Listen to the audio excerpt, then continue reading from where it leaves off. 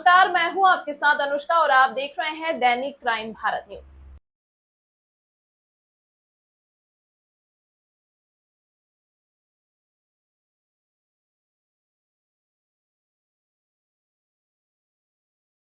वास्तव दैनिक crime Bharat news से आज हम लोग आए हुए हैं कानपुर के इस्कॉन टेम्पल में। यहाँ पे आज लाखों की तादाद में लोगों की भीड़ है। यहाँ पे आज फूलों की होली हो रही है। इस अवसर पर आज कानपुर के आसपास जिलों से भी लोग बहुत सारे आए हुए हैं। यहाँ पे आज लाखों की तादाद में हो गई। कैमरामैन दिखाइए जरा इधर।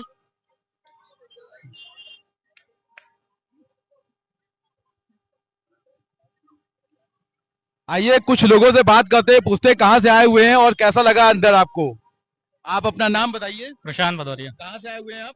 यहीं कानपुर। कैसा लगा अंदर, भीड़ कैसी है? बहुत ही अच्छा प्रोग्राम कैसा हो रहा है? बहुत अच्छा सुंदर प्रोग्राम था यहाँ पे और बहुत ही प्रफुल्लित है हम लोग। बताइए समझिए आप क्या बताना चाहें? अयोध्या से, अयोध्या के रहने वाले, एकदम वहीं के रहने वाले हैं।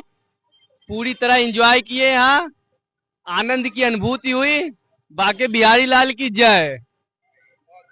देखिए ये लाइन तो मैं अपने गाना के लिए मैं गा रही हूँ, लेकिन कितने 30 मार्च का है जिनका ऐसा लगता है कि गाड़ी आपको पूरे काम से पीछे नहीं है।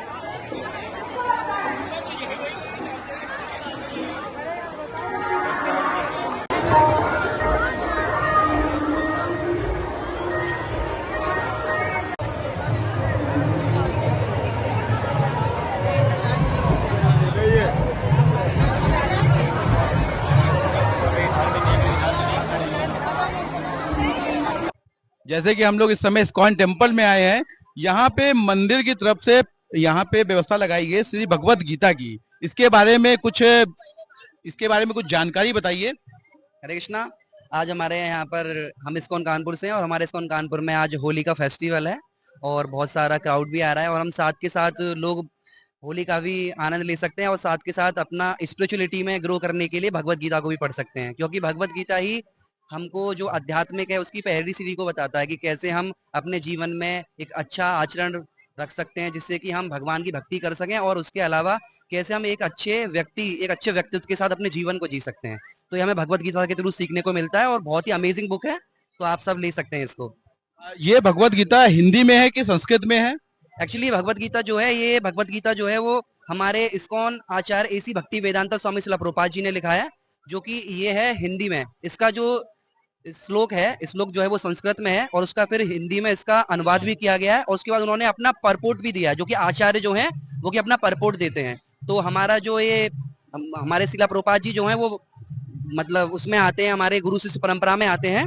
तो गुरु शिष्य परंपरा में हमारा ब्रह्म परंपरा के अंदर आता है, तो हम उसमें ही हमारे प्रभुपाद जी ने ये हमको भगवत गीता दिया है और इसके अंदर पूरी भगवत गीता है, 700 श्लोक पूरे हैं और सबका हिंदी अनुवाद भी है और संस्कृत भी है। और प्रभुपाद जी ने बहुत अच्छी तरीके से इसको हर व्यक्ति तक, मतलब यूथ के लिए, बेसिकली यूथ के लिए इसको मतलब उन्होंने इसको इसमें परपोर्ट दिया जिससे कि यूथ इसको पढ़कर अपनी लाइफ में उतार सके। और हम सब भी आपको दिख रहे हैं, हम सब भी यूथ हैं, हम सब भी पढ़ाई कर रहे हैं और हम साथ के साथ भगवत गीता को भी फॉलो करते हैं, जिससे कि हम सब एक अपने देश में एक अच्छा व्यक्तित्व खुद अपना सकें और दूसरों को भी उससे हम सिखा सकें, क्योंकि एक अच्छा आचरण होगा तभी हम एक अच्छा प्रचार कर सकते हैं।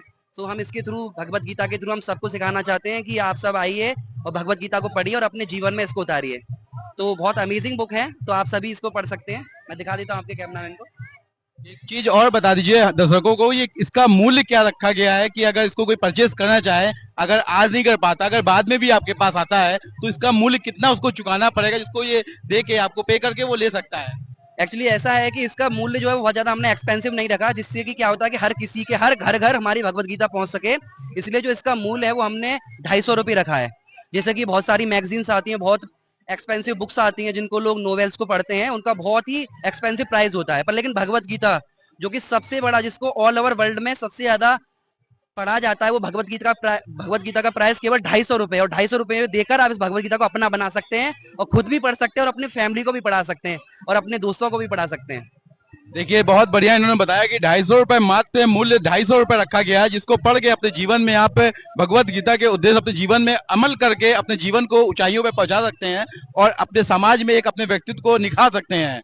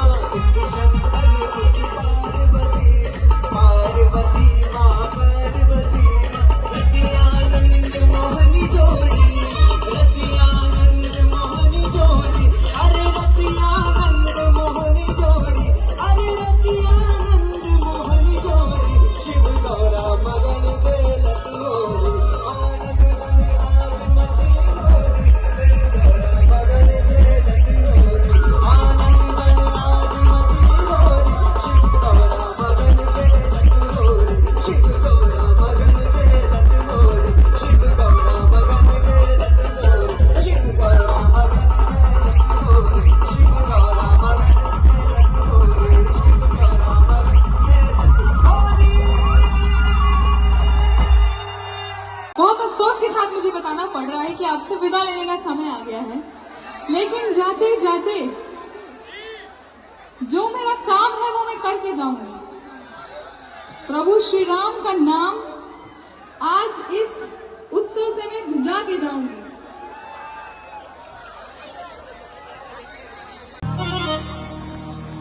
इसलिए मेरे साथ गाइए और जाते जाते ये बात याद रखिएगा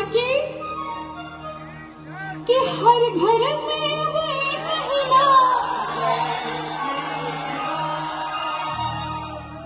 हर घर में अब एक ही नाम गूंजेगा, मेरे भारत का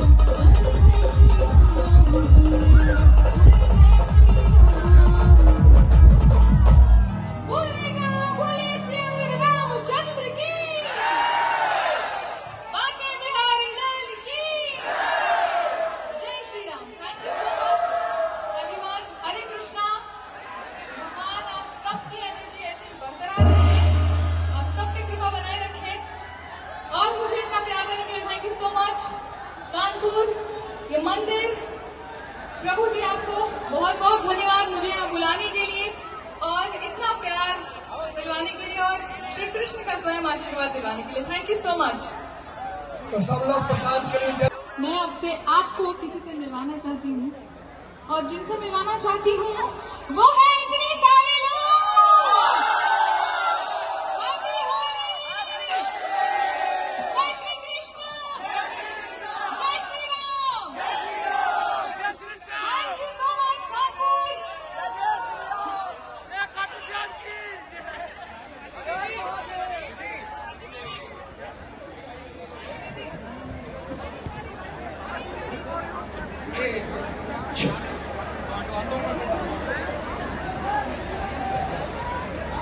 बहुत अच्छा, आप तो देख ही रहे हैं। आप यहाँ पे लोगों का, आपके जो सॉन्ग सुन के लोग यहाँ पे उत्साह वर्धन कर रहे थे आपको, तो आप बार बार आना चाहेंगी कानपुर? बिल्कुल, बार बार लगातार आना चाहूंगी। बहुत बढ़िया। आप फिर कब अगली साल फिर आएंगी, उससे पहले भी आ जाएंगी? अरे भगवान करे पहले आ जाऊं, जरूर, बिल्कुल। अभी आप मुंबई से आ रही थी? जी, मैं मुंबई से आई हूँ और और यहाँ के लोगों के बारे में क्या कहना चाहेंगे? अरे यहाँ के लोग तो कमाल है। मैंने स्टेज से भी बोला कि एक शो होता है जिसमें आर्टिस्ट को मजा आता है गा के, और ये वो स्टेज है जहाँ पे ऑडियंस की वजह से आर्टिस्ट को मजा आ रहा है। बहुत बढ़िया। यहाँ के लोग भी जान के बहुत खुश होंगे कि आपने इतना अच्छा इनके लिए बोला। अरे यहाँ के लोग बहुत अच्छे हैं, बहुत प्यारे हैं, सब में श्री कृष्ण का वास है, इसलिए सब इतने अच्छे हैं। फूलों की होली में आके इस कार्यक्रम में कैसा लगा?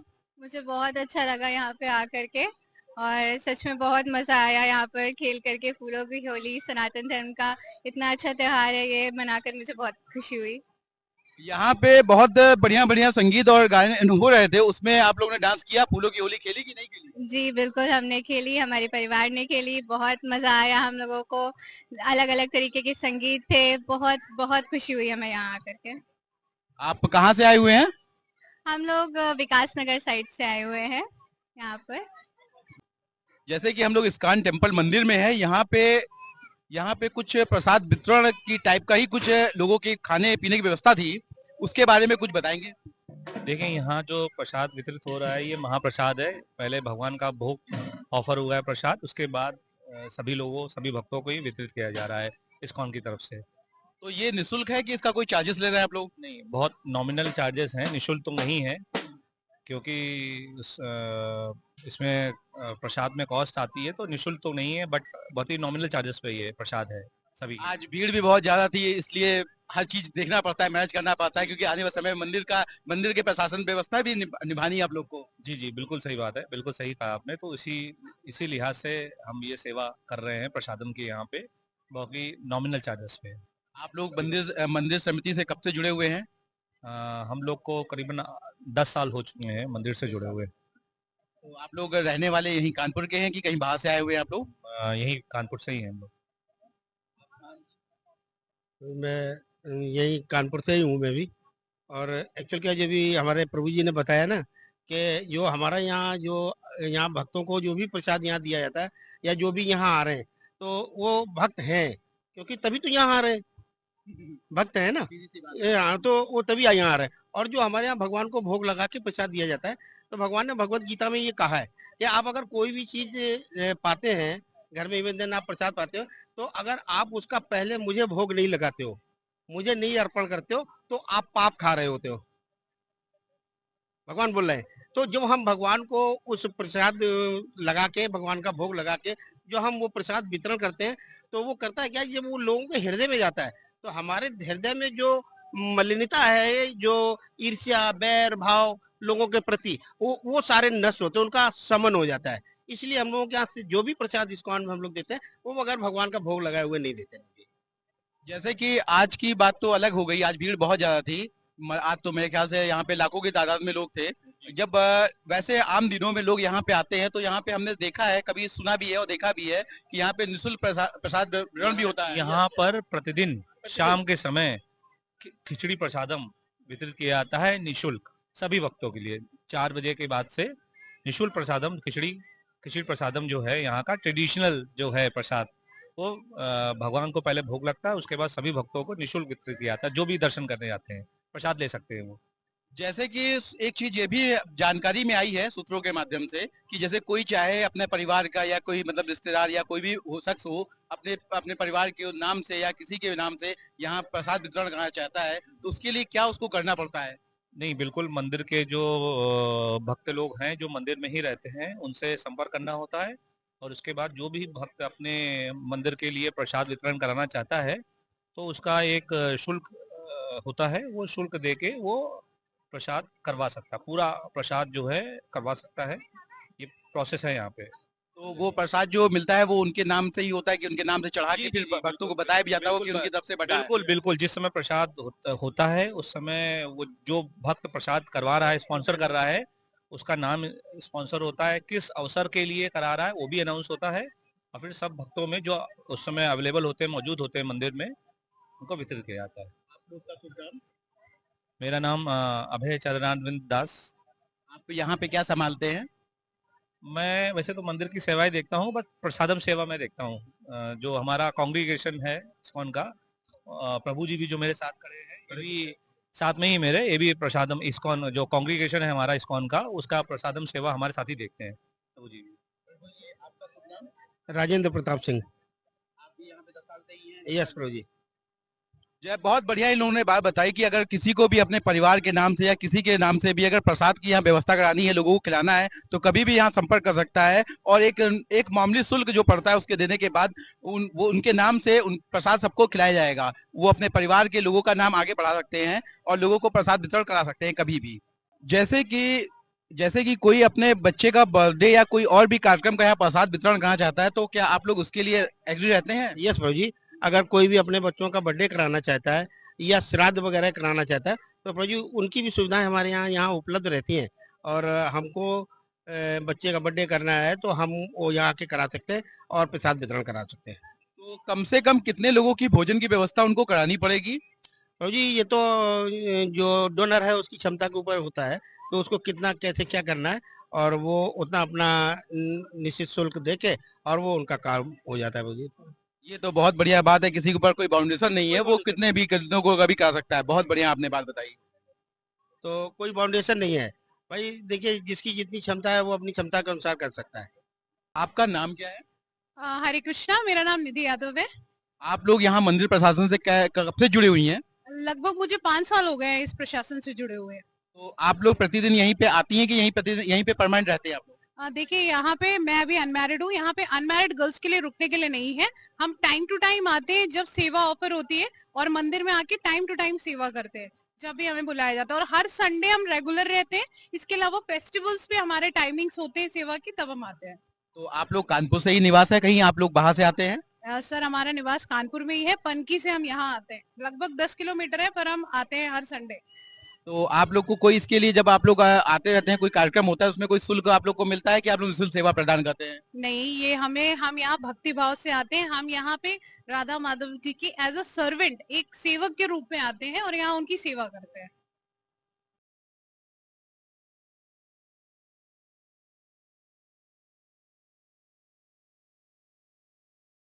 तमाम महत्वपूर्ण खबरों के लिए देखते रहिए दैनिक क्राइम भारत।